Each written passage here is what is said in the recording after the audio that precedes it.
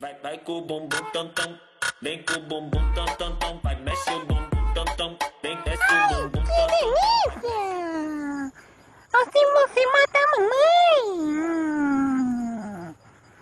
Ai, doeu! Mas foi uma dor muito boa! Como é que é aí o negócio? É doida! Essa menina é maluca! Ei, tu tá dormindo aí? A tua irmã me sujou todinha! Vou ter que me limpar tudo de novo!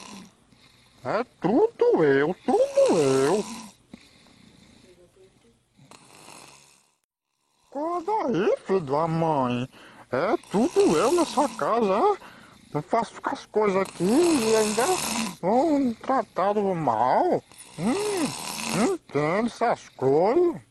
Uma doida aí, a outra dormir. É tomar banho. Banho de abestado. Hum, hum, hum.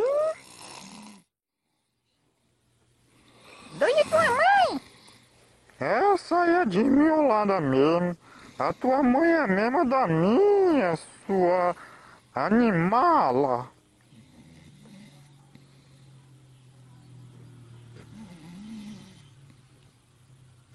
E essa aí parece uma galinha com gogo. Cada um que esquisito. Cala a boca aí, menina. Ó, quando tu for dormir, tu não faz tanto escândalo assim, não. Fica do jeito de mim, só deitado, descansando, de boa. Deixa a menina de mão, rapaz. Menina passando a noite toda caçando rato aí, tu fica caçando com essa? Não tô nem aí. Problema dela. É, problema dela. Vou chamar um cachorro pra te morder aí. É, o cachorro não tem medo de cachorro, não.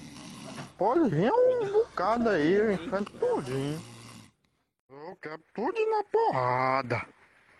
Nenhum cachorro se atreve a chegar perto de mim. Hum,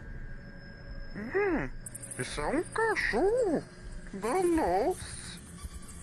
Vixe. É um cachorro mesmo, e ele se chama Rex. E ele dá valor correr atrás de gato. Pois eu acho que eu ouvi minha mãe chamar. Mãe, eu já vou.